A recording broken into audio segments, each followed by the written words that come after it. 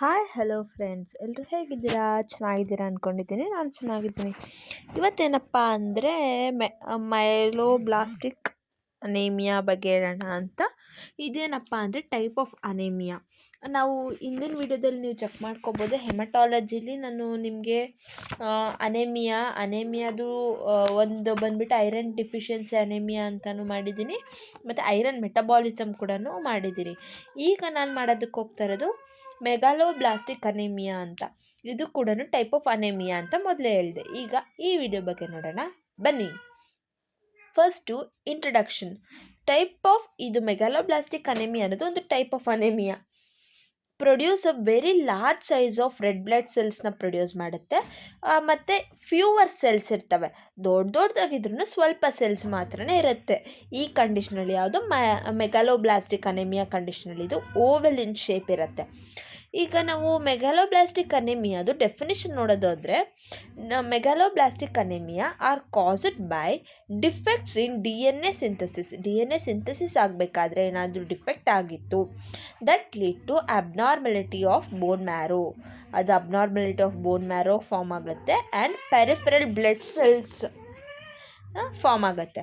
The term megaloblastic refers to a morphologic abnormality mainly affecting the size and morphology of the cell and its nucleus. ಮೆಗಾಲೋಬ್ಲಾಸ್ಟಿಕ್ ಅನ್ನೋದು ಏನಕ್ಕಪ್ಪ refer ಆಗುತ್ತೆ ಅಂದರೆ, ಒಂದು ಮಾರ್ಫಾಲಜಿಕ್ abnormality ಆಗಿರುತ್ತೆ. ಅದು ಬಂದು ಅಫೆಕ್ಟಿಂಗ್ ದಿ ಸೈಜ್ ಮತ್ತು ಅದ್ರ ಮಾರ್ಫಾಲಜಿನ ಅದು ಅಫೆಕ್ಟ್ ಮಾಡುತ್ತೆ. ಅದು ಎಲ್ಲಿರುತ್ತಪ್ಪ ಅಂದರೆ ಸೆಲ್ ಮತ್ತು ನ್ಯೂಕ್ಲಿಯಸಲ್ಲಿ ಇರುವಂಥ ಮೇನ್ಲಿ ಅದರಲ್ಲಿರುವಂಥ ಸೆಲ್ಸ್ನ ಇದು ಅಫೆಕ್ಟ್ ಮಾಡುತ್ತೆ. ಸೊ ಇದರ ಡೆಫಿನಿಷನ್ ಆಯಿತು. ಈಗ general morphological features of megaloblastic anaemia peripheral smear ಅಂತ ನಂದೊಂದು ವಿಡಿಯೋ ಇದೆ. ಅದನ್ನು ನಾನು ನಿಮಗೆ ಡಿಸ್ಕ್ರಿಪ್ಷನ್ ಬಾಕ್ಸಲ್ಲಿ ಲಿಂಕ್ ಕೊಟ್ಟಿರ್ತೀನಿ, ಹೋಗಿ ನೋಡಿ.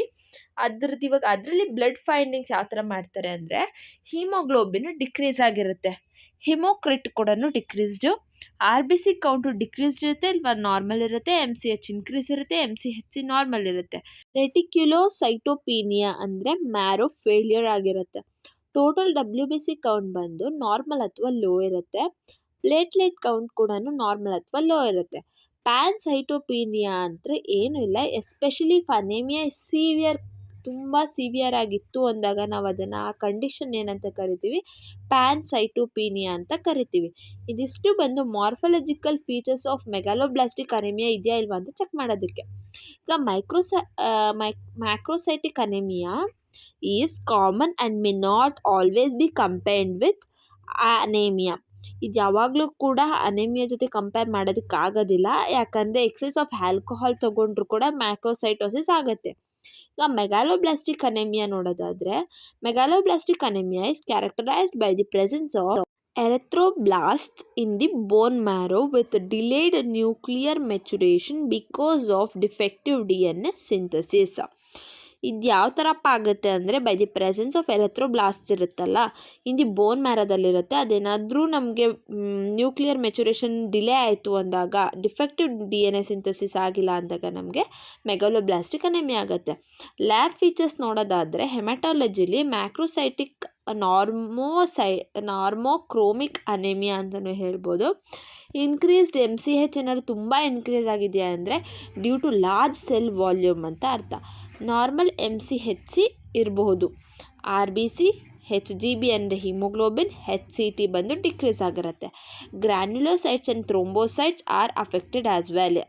ಎರಡೂ ಕೂಡ ಅಫೆಕ್ಟ್ ಆಗಿರುತ್ತೆ. ಮತ್ತು ಅದರ ಸಿಂಪ್ಟಮ್ಸ್ ನೋಡೋದಾದರೆ ಅನೆಮಿಕ್ ಕಂಡೀಷನ್ ಇರುತ್ತೆ.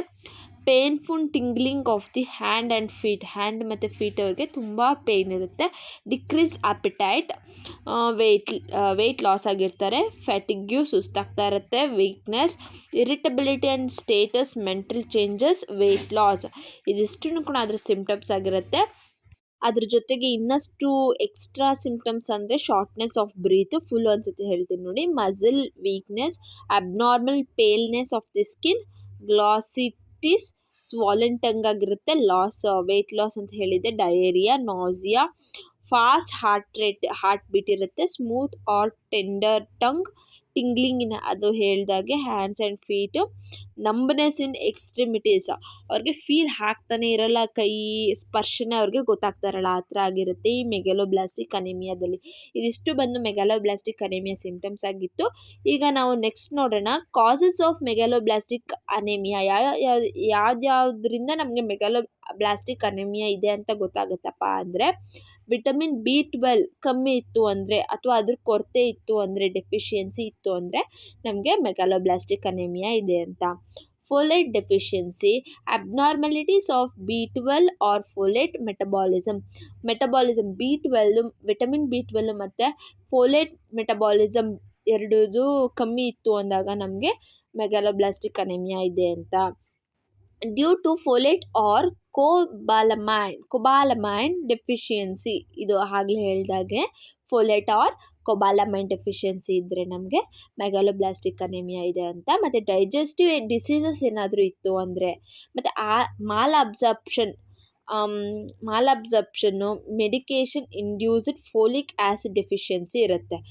ಮತ್ತು ಡಯಾಗ್ನೋಸ್ಟಿಕ್ ಟೆಸ್ಟ್ ನಾವು ಮೇನಾಗಿ ಯಾವ ಥರಪ್ಪ ಮಾಡ್ಬೋದು ಫಿಸಿಕಲ್ ಎಕ್ಸಾಮಿನೇಷನಲ್ಲಿ ಅಂದರೆ, small for gestation age, pallor, mild tachypnoea, tachycardia, cardiac murmur ಅಂತ. ಇದಿಷ್ಟು ಕೂಡ ಡಯಾಗ್ನೋಸ್ಟಿಕ್ ಟೆಸ್ಟ್ ಫಿಸಿಕಲ್ ಎಕ್ಸಾಮಿನೇಷನ್ನು ಯಾವುದಕ್ಕೆ ಮೆಗಾಲೋಬ್ಲಾಸ್ಟಿಕ್ ಅನಿಮಿಯಾಗೆ.